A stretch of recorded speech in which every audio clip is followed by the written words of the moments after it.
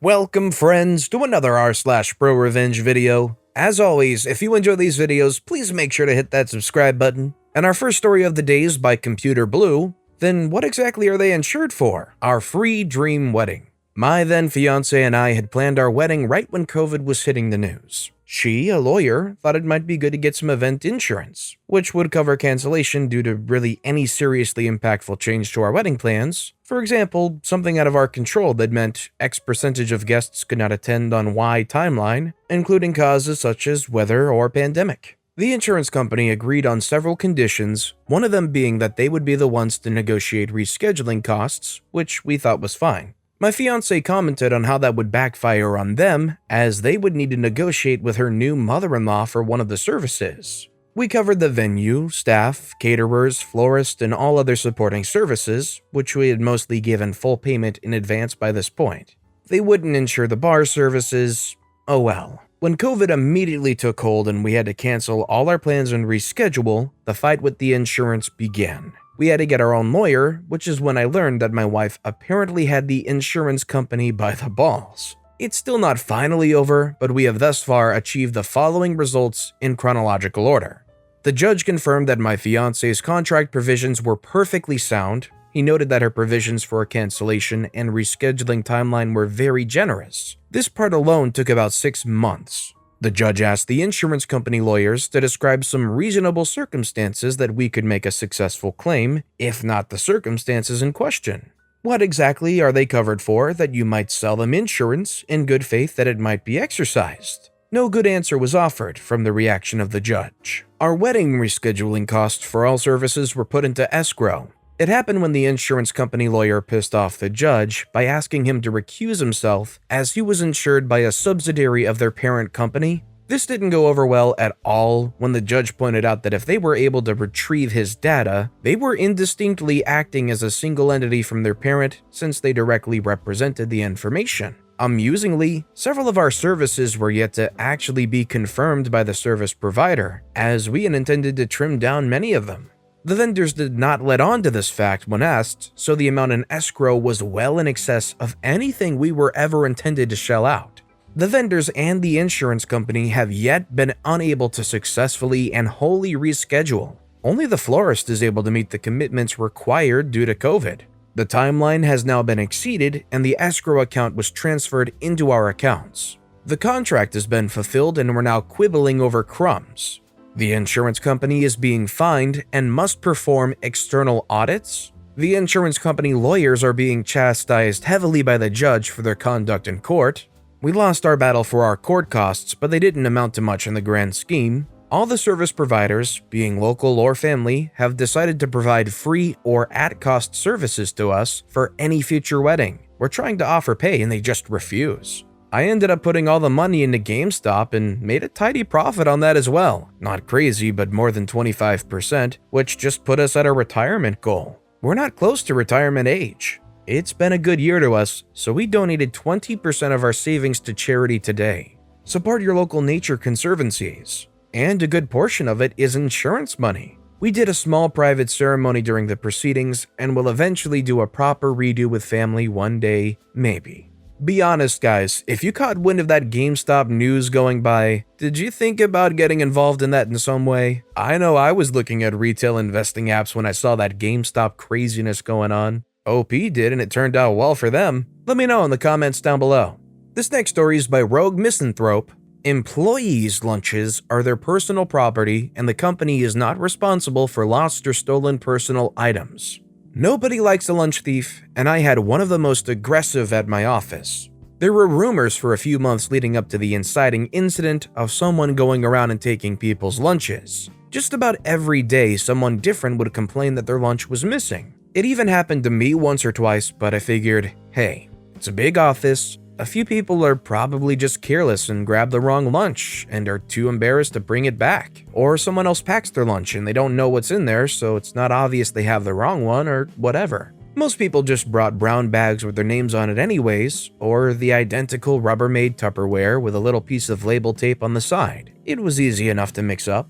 I had accidentally grabbed the wrong lunch once or twice, but I'd noticed before I got it open. I thought I was just more careful, or even just not as busy as some other people in the building. However, other people weren't as forgiving, and a quorum made complaints to HR. They were blown off. Personally, at the time, I thought it was all much ado about nothing. But then it began. My wife enrolled in a French cooking class online, and just about every day, I was bringing fancy gourmand leftovers in for lunch. You'd think I was picking up a to-go bag from a Michelin-starred bistro on the way in each morning. She really threw herself into the coursework. There were no problems for about 2 weeks, maybe 3, until one day my lunch went missing. Considering what delicacies I had to look forward to, I was pretty upset. But I did a once-over around the break room and didn't see anyone eating my lunch, so I figured someone grabbed my bag by accident earlier, saw how good things looked, and, realizing it was their lucky day, didn't bring it back to the fridge. I wrote the mysterious stranger off as a jerk, but accepted the loss and looked forward to dinner that night instead. Next day, I write my name on my lunch in extra bold lettering, jam the bag into the back of the fridge, and feel peace of mind. I get there come break time. Nope, it's gone. I was pretty upset, but I figured it was a stroke of bad luck and left it at that. What else could I do? However, third day, out of an abundance of caution, I kept my lunch at my desk. A pain because I had to eat it fairly early in the day to avoid spoilage, but at least I'd know where it was. I got up to take care of some business down the hall, and when I came back, yep, my lunch was gone. Unfortunately, that didn't help me narrow it down much at all, because my desk is centrally located so everyone's constantly passing by. At that point, there was no possibility of the theft being arbitrary, so I approached HR and filed a complaint. Their response, practically verbatim, was, "Employees' lunches are their personal property, and the company is not responsible for lost or stolen personal items." The following day, my wife packed a cream-based soup that really had to be refrigerated. I was passing by the break room to check on my lunch practically every 5 minutes. Somehow, it still managed to disappear. I was irate at this point and returned to HR and really blew my top. The best they could do was send a memo around about remembering to check the name on your lunch when you remove it from the fridge. But they made it very clear that it was a routine memo and in no way related to my complaints, which were not their jurisdiction, so not an admission of responsibility because my lunch was my own personal problem. The only suitable alternative to packing a lunch available in the building are these wretched shrink-wrapped ham and cheese sandwiches from a vending machine. They've been marinating in the heat for God knows how long, and the bread is as stale as corkboard, and the meat is rancid, and there's a gluey mayo smushed in the center. It's a relic of the old office tenants, I'm pretty sure. I vented daily to my wife, but her only idea was to start bringing a regular sandwich and apple again to dissuade the thief and get him to move on to other lunches. So, determined to prevent this low-life scum from downgrading the quality of my lunch, I hatched an elaborate plan. Then the pandemic hit and I forgot about this whole saga. I worked remotely for months and months. Then we returned, and after all that happened globally, this was the last thing on my mind. But I got to the break room the first day back, frustrated from having to wear a button-up and tie after months of working in pajamas, sore from my desk chair and exhausted from small talk, only to find my lunch was gone. This was a particularly sore point because my wife and I divorced between my last lunch and work and the present one, so I did not appreciate being reminded of any past threads involving her. I pretty much flew into a blind rage at that point, especially seeing that stupid, worthless memo about checking the lunch bag names posted in the break room, feeling so helpless and so hungry and so alone as it was me and my lunch against the world. I stormed out and was determined to return the next day with a plan.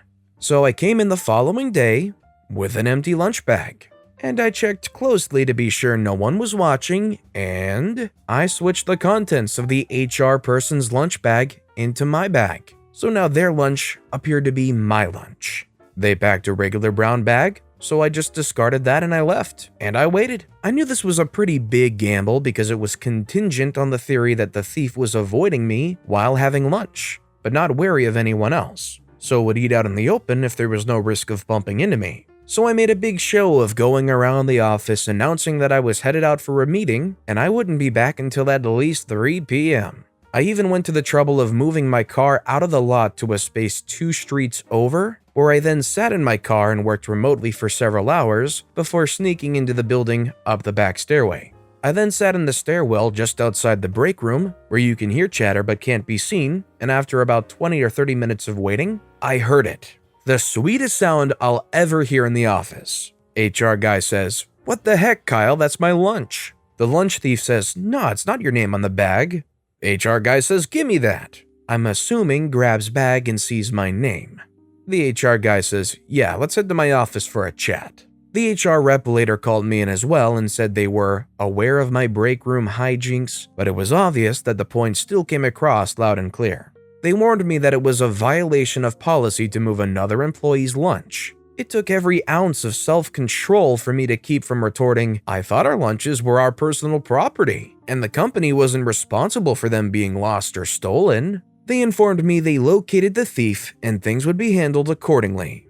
But better than whatever write-up they might be able to issue Kyle, his reveal as the lunch thief occurred in front of the whole break room. So word quickly spread as to who had been stealing everyone's lunches earlier last year, and he's now the office pariah. He was in line for a promotion. The promotion is indefinitely off the table. And I also earned brownie points for exposing him, though more than I'm satisfied with are being attributed to HR. At the end of the day though, I didn't do this for credit, or even the sweet, sweet, sweet revenge. I did it to get my lunches back. Me, myself, at some point, if this kept happening and it was really nice lunches that were being stolen from me time and time again, I would do exactly what OP was doing as far as monitoring every 5 minutes or so, but once I noticed it was gone, I would start just going around, doing whatever I could to locate where that darn thing is. Whoever's missing, whoever's not around, those are the clear targets too. The company says it's our responsibility for them being lost or stolen, and I'm gonna go around and find it.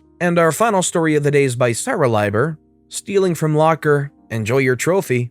One of these recent posts here reminded me of this story from my father. He worked in a factory in Eastern Europe, and the event occurred somewhere in the 1980s. I know how weird it looks now in the 2020s, but at the time, it was pretty common that workers in a factory would come to work drunk, or they would drink alcohol at work. My father was not much different, and he would occasionally bring a bottle of brandy and keep it in his locker.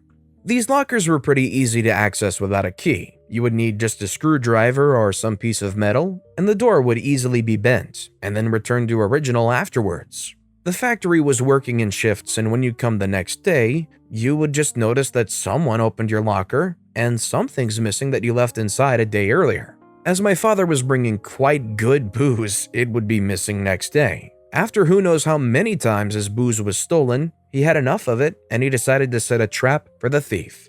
The brandy he usually brought was colored similar to whiskey due to being matured in oak casks. And he took an empty bottle to the toilet and filled it with his urine and locked it back in his locker and went home after his shift was over. As shifts slightly overlap, there was no break in the factory process.